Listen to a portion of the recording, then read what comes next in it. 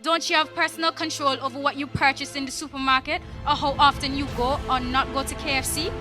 Our government simply cannot monitor and regulate every aspect of an individual's health. The government empowers all individuals to make healthy choices. Choices that would not be possible without intervention. And you know what? A healthy nation is in fact a wealthy nation.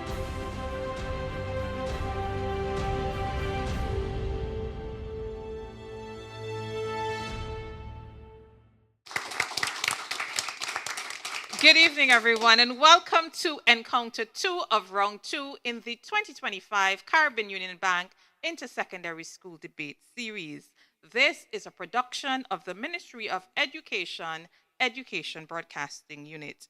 This evening, we anticipate a lively and engaging debate as our teams argue a thought-provoking motion that is both relevant to our society and rather impactful. The moot for this evening is curbing non-communicable diseases is the primary responsibility of the individual and not the government. I repeat, curbing non-communicable diseases is the primary responsibility of the individual and not the government. Both teams have prepared extensively and are eager to present their cases. Let us meet our teams this evening. Representing the proposing team, we have the St. Anthony's Secondary School, and this evening, the St. Joseph's Academy will oppose this evening's motion.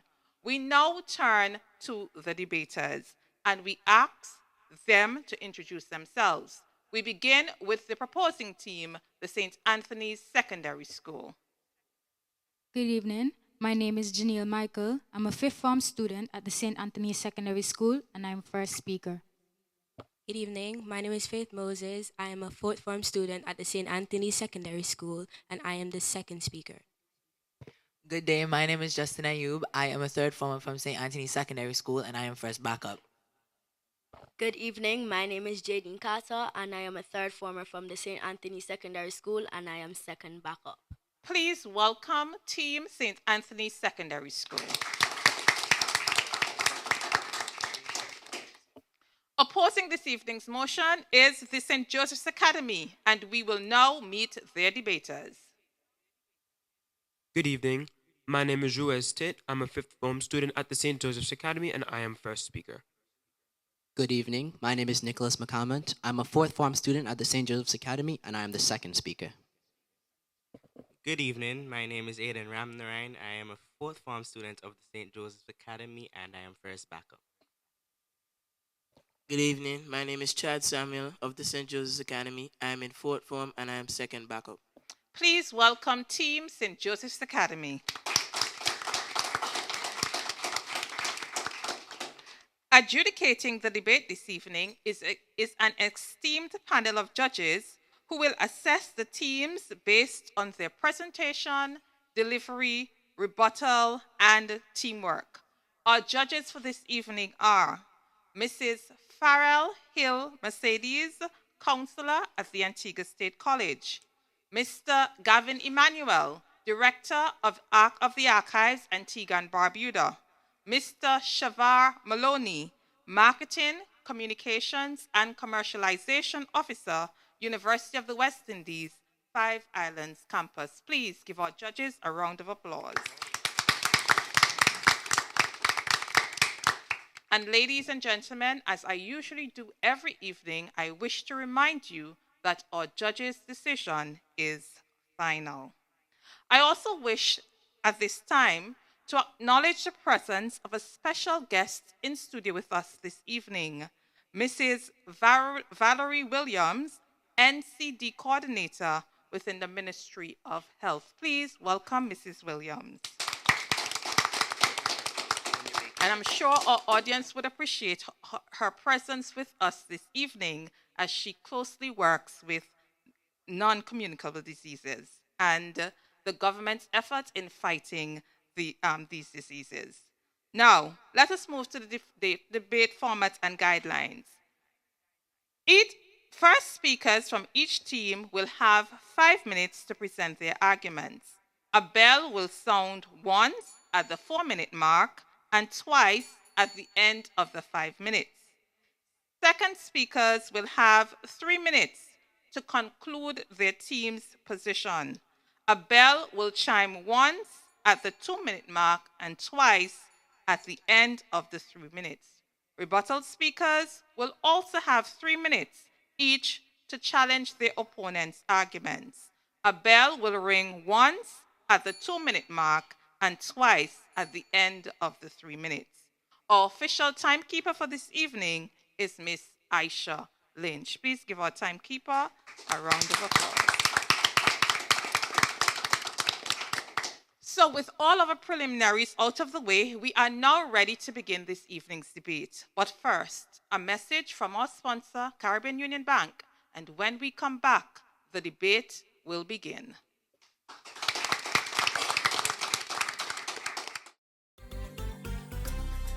Driven by you, we're better every day. Driven by you, together a brighter way. Caribbean Union Bank, you matter to us. Caribbean Union Bank, our people, our purpose. Every day at Caribbean Union Bank, we are committed to creating the kinds of products and services that you want and need. We are not just a bank. We are your partner on your journey to financial freedom and success. Because we are driven by you. Driven by you, we're better every day. Driven by you, together a brighter way. Good evening and welcome back to Encounter 2 in Round 2 of the 2025 Caribbean Union Bank Inter-Secondary School Debate Series.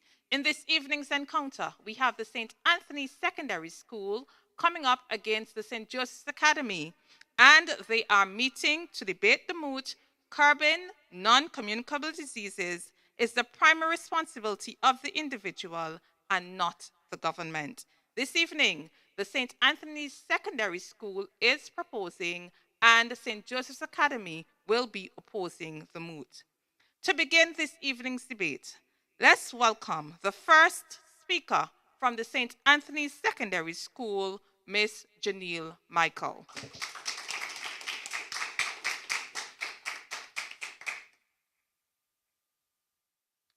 Madam Moderator, esteemed judges, distinguished opponents, listening and viewing audiences, good evening. We are here to propose the moot. Curbing non-communicable diseases is the primary responsibility of the individual and not the government. Before advancing our position, it is imperative to establish clear definitions for key terms. The Pan American Health Organization, or PAHO, describes the term non-communicable diseases, or NCDs, as a group of chronic conditions that are not caused by acute infections and results in long-term consequences. According to the Oxford English Dictionary, curbing is defined as the action of restraining, controlling, or keeping something in check. Primary is defined as the earliest in time or order, and responsibility is the state or fact of having a duty or obligation towards something. Based on these definitions, we can now reinterpret the moot as controlling the prevalence of chronic diseases is mainly the duty of the individual and not the government. How you maintain your health is a personal decision, and by the end of this discussion, my colleague and I will have you convinced that the government only plays a minor role in this decision-making process. I will elaborate on the following points. Personal control over lifestyle choices. Health is a personal asset and not a government-owned resource. Limited government resources and empowerment through knowledge and education.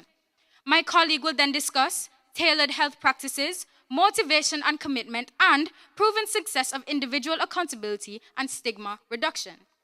Honorable judges, as humans, we have the right to personal autonomy, as stated by the United Nations.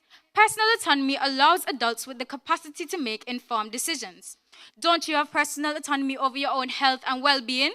Don't you have personal control over what you purchase in the supermarket or how often you go or not go to KFC? The government can provide guidance via taxation, education, and policies for healthy lifestyle, but it cannot determine what you buy to eat, drink, or whether you exercise or not. We are the ones who have direct control over our daily habits. Worthy opponents, health is a personal asset. How can the government be responsible for how healthy you choose to live?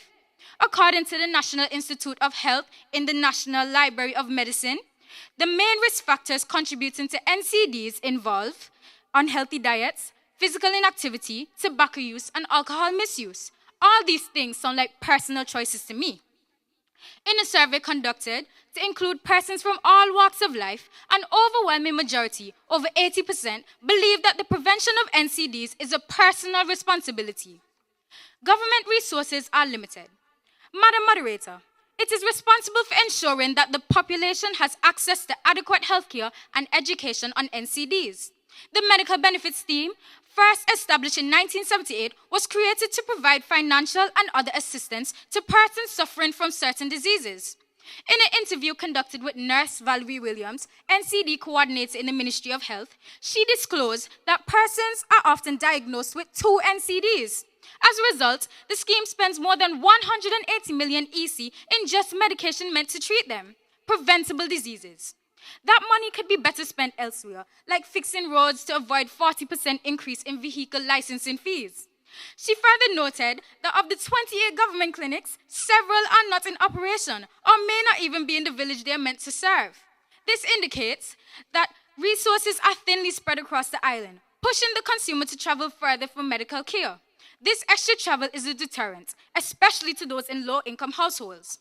Worthy opponents, the government has tried to make changes by implementing the school meal program and talking to students about healthy choices. However, peer pressure is still a thing. I know I wouldn't willingly choose a salad every time I go to my school's cafeteria. In the wider society, the Medical Benefits Scheme, along with the Ministry of Health, has spearheaded many campaigns, including the recently concluded Heartbeat Walk to promote healthy living and choices. With increasing access to health information and regular health walks and fairs, individuals are better equipped to make informed decisions about their health. Self-education on healthy living can empower individuals to take ownership of their well-being, making them less reliant on the government's intervention. Thank you.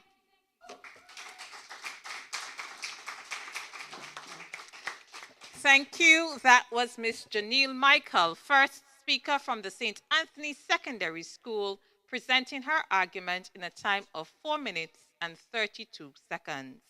We now move to the opposing team, the St. Joseph's Academy. Please welcome their first speaker, Mr. Ruiz Teet.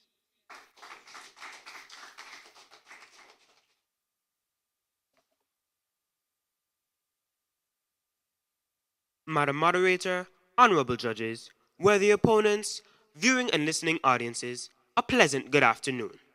My colleague and I stand before you to confidently oppose the moot that curbing of non-communicable diseases is the primary responsibility of the individual and not the government.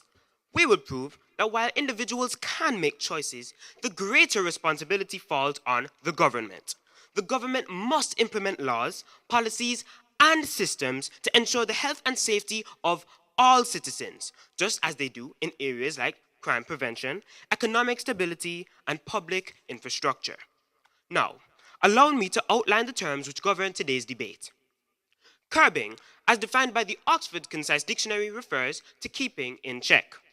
Non-communicable diseases, according to the Oxford Concise Dictionary, are diseases that cannot be transmitted from one person to another. The world's biggest non-communicable diseases include cancer, chronic lung disease, heart disease, diabetes, stroke, and Alzheimer's or dementia, from which many Antiguans suffer. Primary, as defined by the Oxford Concise Dictionary, means something of first or chief importance.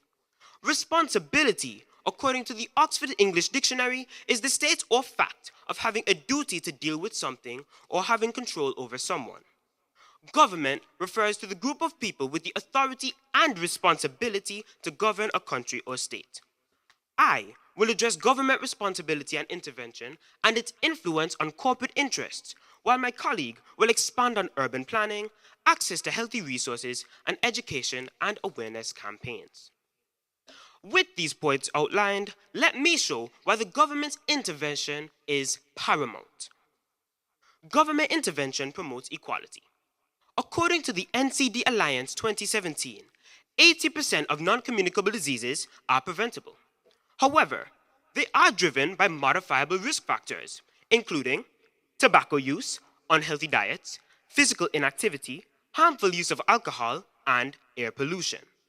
While these risk factors may seem like personal choices, the reality is that they are deeply influenced by the environment in which people live, environments which are strongly affected by governmental policies.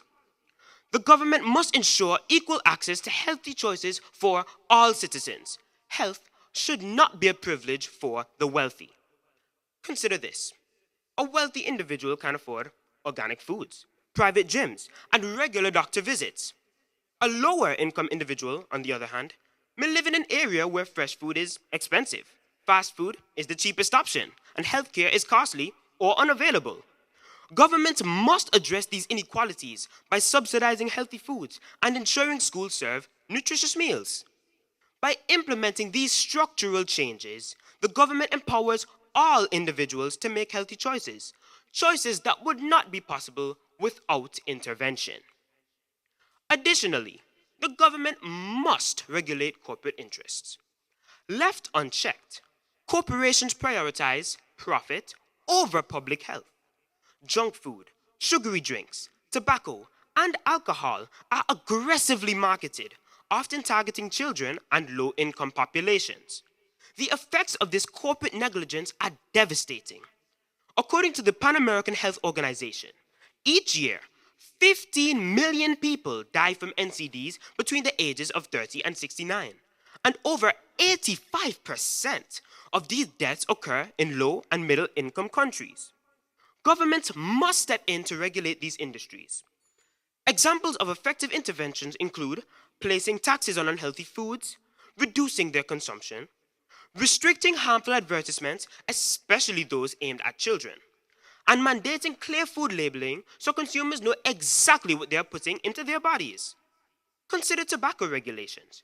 Without government intervention, warning labels, smoking bans, and increased taxes, smoking rates would still be sky high. The same logic applies to junk food and alcohol. The truth is, personal responsibility alone is not enough when powerful industries manipulate consumer behavior. The government must act as a watchdog to protect public health. In conclusion, ladies and gentlemen, non-communicable diseases are a national crisis, and they require national solutions. If we continue to leave this issue to personal responsibility, the consequences will be tragic. Already, according to UNICEF, over 2.1 billion children and adolescents under the age of 20 die from NCDs, accounting for 15.85% of deaths in that age group. Therefore, my colleague and I do not agree with the moot, which states that the curbing of non-communicable diseases is the primary responsibility of the individual and not the government. I thank you. That was Ruiz Teets, the first speaker from the opposing team, the St. Joseph's Academy, presenting his argument in a time of 5 minutes and 27 seconds. With the first round of speeches concluded, we now move to the second speakers. And we begin with the second speaker from the proposing team, the St. Anthony's Secondary School. Please welcome Ms. Faith Moses.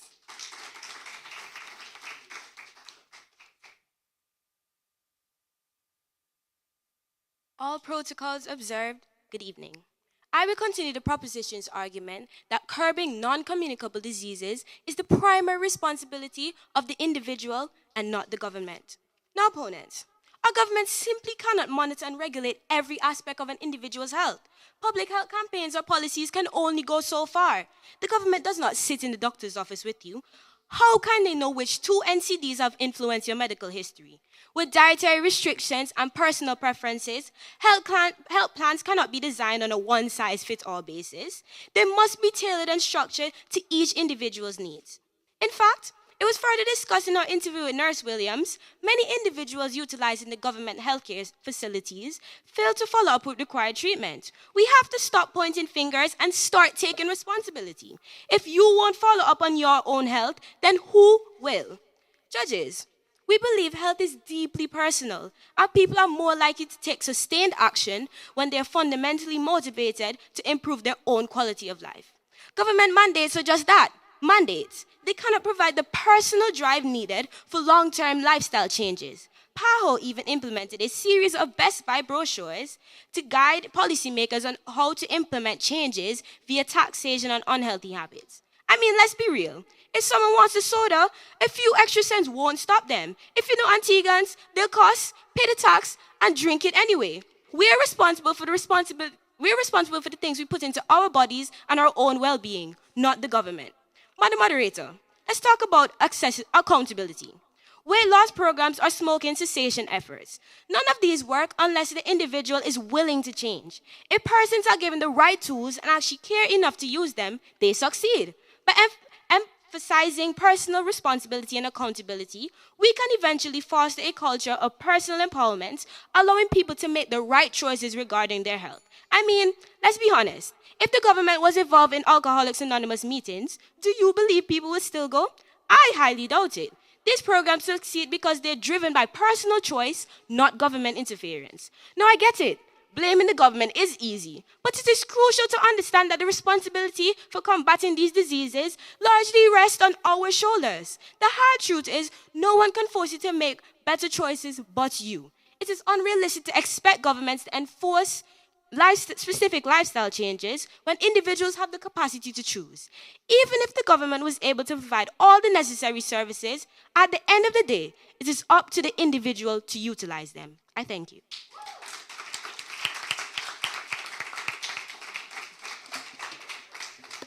Thank you, Faith. That was Faith Moses, the second speaker from the proposing team, the St. Anthony Secondary, presenting her argument in a time of 2 minutes and 43 seconds. We will now hear from the final speaker in the prepared presentations, and he comes from the opposing team, the St. Joseph's Academy. Please welcome Mr. Nicholas McCalmont.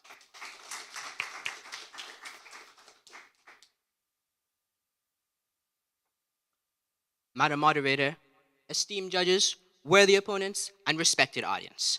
I stand here in full ratification of my colleague to oppose the moot, curbing non-communicable diseases is the primary responsibility of the individual and not the government.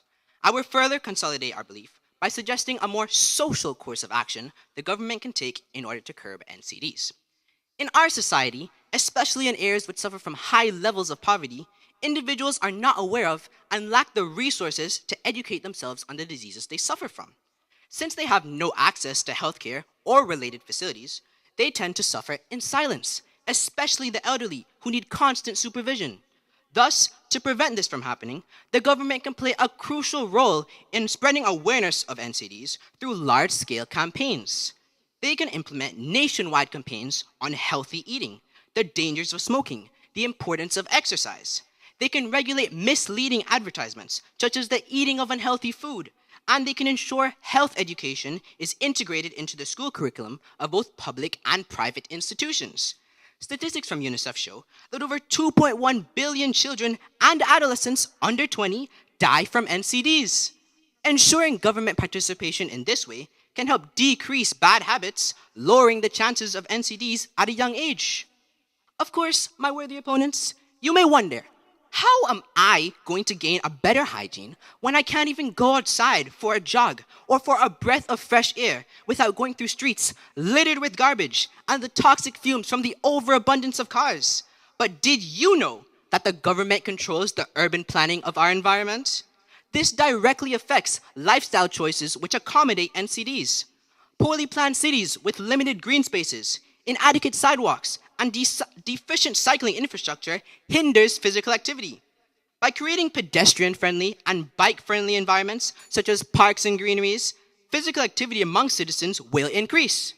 Ensuring low-income areas have access to recreational spaces and healthcare facilities, the suffering will speak out. By regulating fast food density to an extent, obesity rates will decline. All of these decrease the likelihood of the attainment of NCDs amongst individuals. Now, I'd like you to think about this.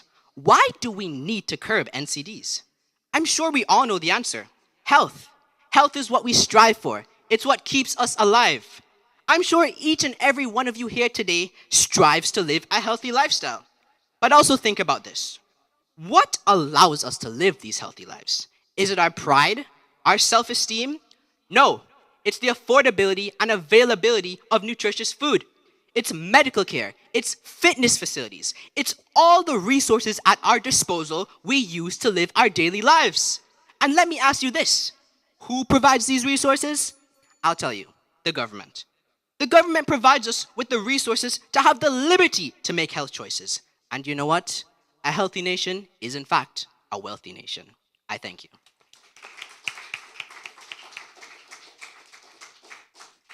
Thank you, Nicholas. That was Nicholas McCalmont, the second speaker from the St. Joseph's Academy, who is opposing this evening, and he presented his argument in a time of 3 minutes and 12 seconds. Please, a huge round of applause for our debaters for the efforts made in the prepared presentations.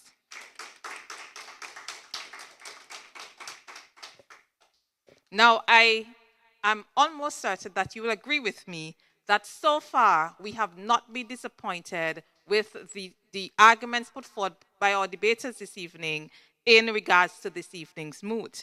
And we are getting ready to hear our rebuttals. But before we do so, we will pause to hear a word from our sponsor, Caribbean Union Bank. And when we come back, the rebuttals will begin.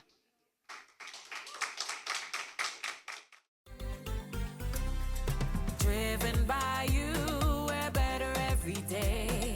Driven by you, together a brighter way.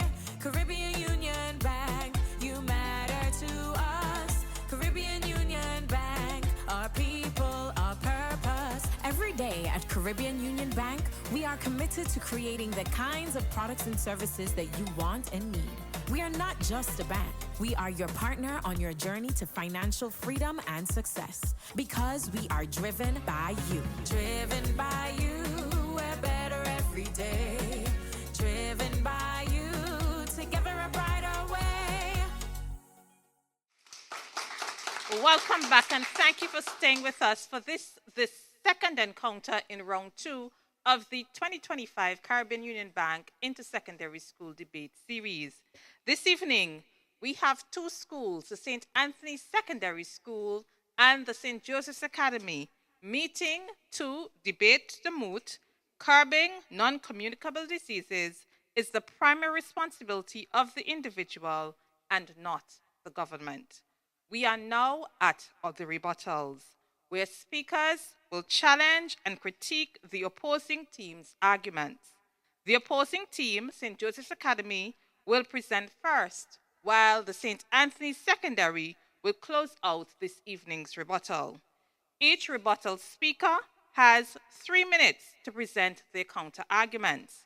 A reminder to each rebuttal speaker that a bell will sound once at the 2-minute mark and twice at the conclusion of the 3 minutes. Now, let's begin the rebuttals. And we will hear from the rebuttal speaker from the St. Joseph's Academy.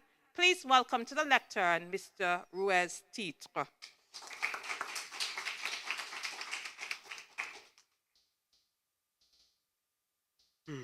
Where do I begin? So, let's just get it out the way. You spoke about allocating resources to things like resources and infrastructure. So, I want to ask you, do you believe that infrastructure is more important than the health of our citizens here in Antigua? You said that education campaigns can only go so far. And, okay, yeah, that's true. That's true for the people who know. But what about the people who aren't educated? What about the people who don't know anything? We, as the government needs to make sure that these resources are always available for people to make these decisions. Sure, people can make their personal decisions, but these are based off of the environment and the circumstances which they are in. So if the government does not educate them and they do not know, then what are they to do? Additionally, government resources are limited. You spoke about this and you said that individuals would have to care for themselves. But where are the individuals to get these resources from, if not from the government? And you spoke about personal choice, but I want to ask you, what about personal lack of choice? Say you're a single mother with 2 kids, trying to send them to school. You're trying to make ends meet. You have to pay for food, clothing, school fee.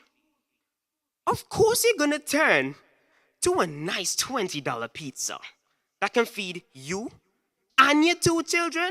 Okay, maybe you pay a little extra and get a drink.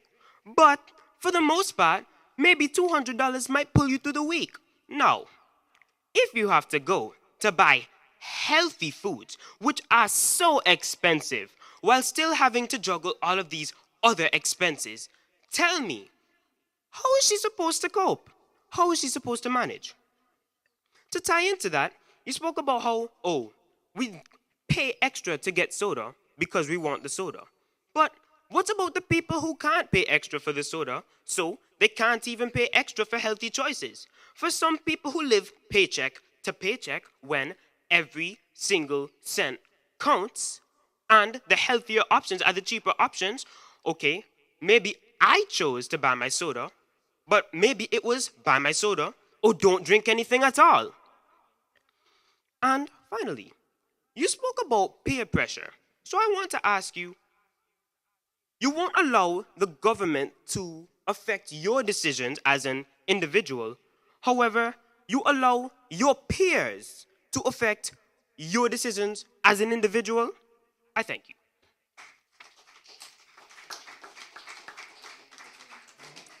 Thank you, Ruiz. That was Ruiz Titre, the rebuttal speaker from our opposing team this evening, the St. Joseph's Academy, presenting his argument in a time of 2 minutes and 45 seconds. Now, let's hear from the rebuttal speaker from the proposing team, the St. Anthony Secondary. Please welcome to the lectern, Ms. Faith Moses.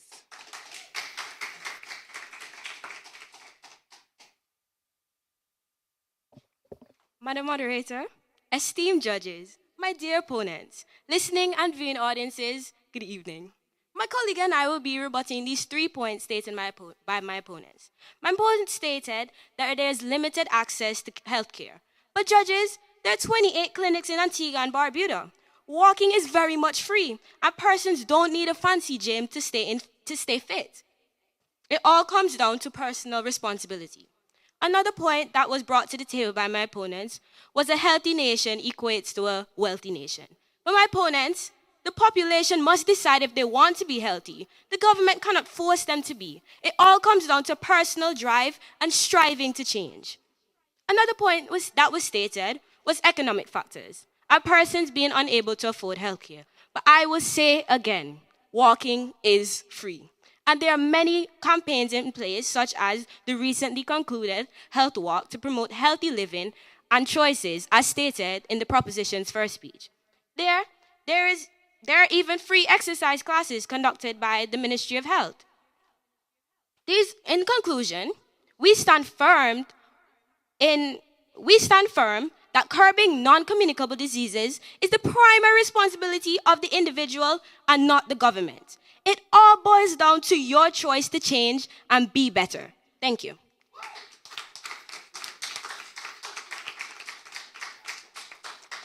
Thank you, Faith Moses, for presenting on behalf of the proposing team, the St. Anthony Secondary, and she did so in a time of 1 minute and 25 seconds.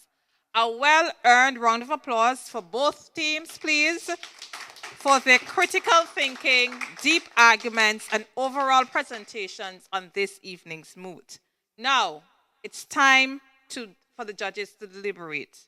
Who will advance to the semi-final round? Will it be the St. Anthony Secondary or the St. Joseph's Academy?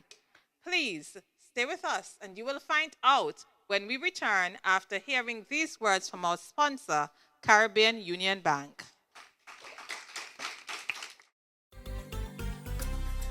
Driven by you, we're better every day. Driven by you, together a brighter way.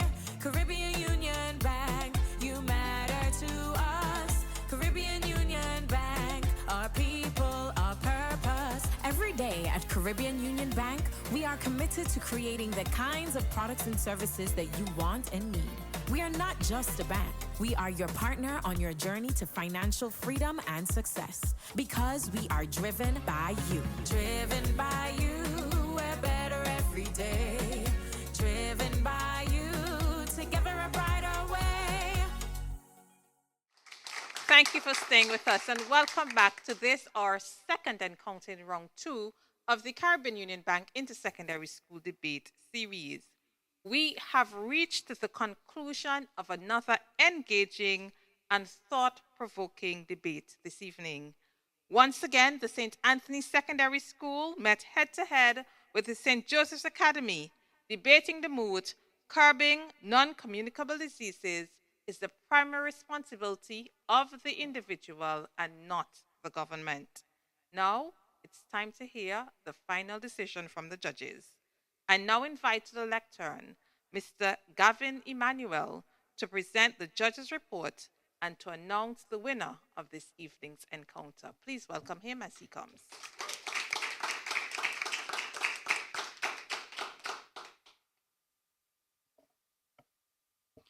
A pleasant good evening.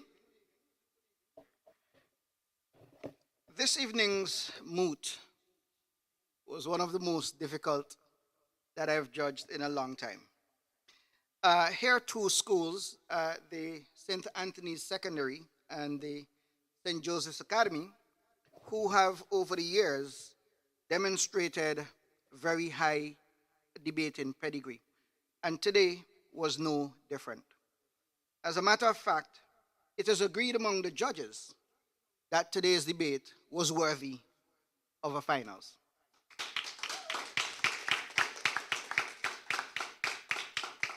Both teams are to be commended. And, oftentimes as judges, we tend not to remember the trainers.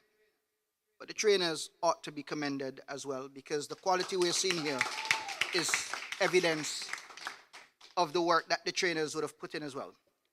So, just by way of comments, as I hinted earlier, this debate was one of a very high standard. Both teams exhibited excellent use of language.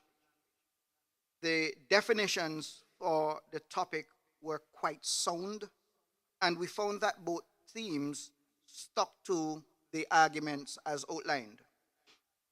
We also found that the interpretation of the topic, the reinterpretation, the restating of the topic by both teams was also commendable. What was particularly pleasurable to witness is the fact that the teams made the interpretation relatable and touching on very many recent and current concerns. That is excellent in our view. We find also that there was an excellent use of sources. The sources used were wide and varied, from local, regional, extra-regional sources. The pace and intonation of both teams were also very well done. There was also good voice modulation on the part of all speakers. The content for both teams was excellent. We find that it was the delivery in the final analysis that made the difference. This debate, as I said, was not one that was easy to judge. But judge we must, and judge we did. And so the judges this evening found that the better debater for the proposition is Miss Janelle Michael.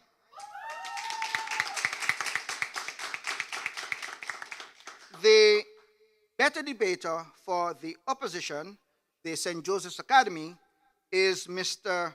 Ruiz Tit. And this evening's best overall debater is Mr. Ruiz Tit from the St. Joseph's Academy. Down to the scores.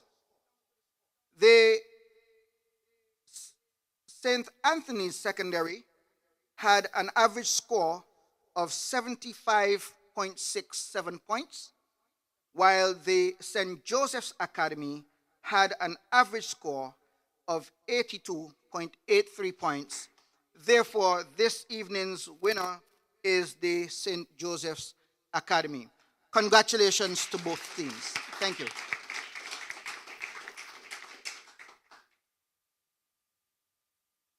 Thank you, Mr. Emmanuel, for your detailed presentation this evening and for officially announcing the winner of this evening's encounter. Let's extend our appreciation to our panel for their dedication and professionalism in adjudicating this evening's debate. Please give our panel of judges a word of applause.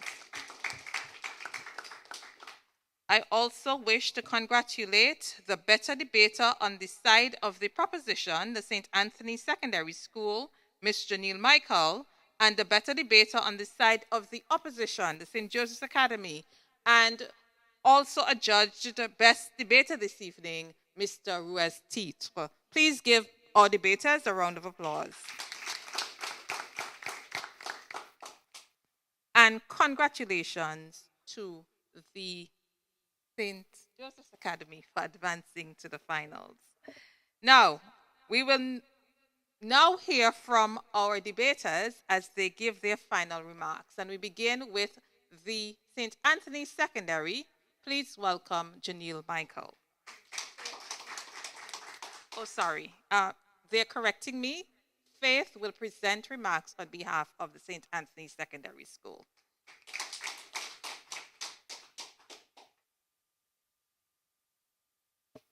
Good afternoon, all.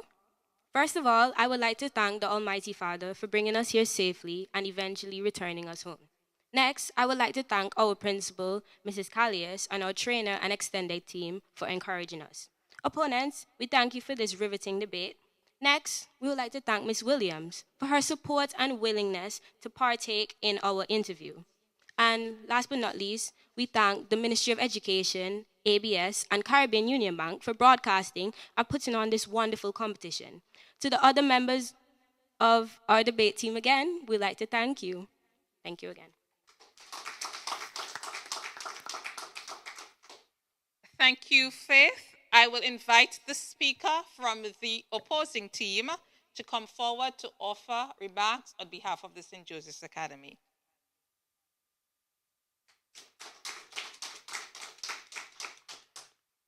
So, as usual, first of all, I'd like to thank God. We can't do anything without God. He's responsible for all our victories. So, I'd like to thank him for bringing us here safely. I'd like to thank our opponents. No competition is worth anything if it's easy. So, I'd like to thank them for making this debate a very challenging one. I'd like to thank the audience here today. I'd like to thank the judges and our moderator here today. And most importantly, my principal, Mr. Davis, my trainer, Miss Pringle, my two friends, Chad and Aiden, who are present here today, and my teammate here, Nicholas McCalman. Thank you, everyone involved in this riveting debate today. I thank you. Thank you, Ruiz, and thank you to our listening and viewing audience for staying with us this evening as we engage in this very important and informative debate. As we conclude, remember, debate is not just about winning or losing. It's about sharpening our ability to think critically, articulate our thoughts, and appreciate diverse perspectives. Through discussion and reasoning, we grow intellectually and contribute to a more informed society. Join us next week for another exciting encounter in the 2025 Caribbean Union Bank Intersecondary School Debate Series, where the Antigua Girls High School will meet the Clay Hall Secondary School, debating the moot. Parents should be held criminally responsible for the behaviors of their delinquent teenagers. Parents should be held criminally responsible for the behaviors of their delinquent teenagers. Until then, I have been your moderator, Alicia Knowles. Thank you for being a part of this evening's debate. Do have a wonderful evening and God bless you.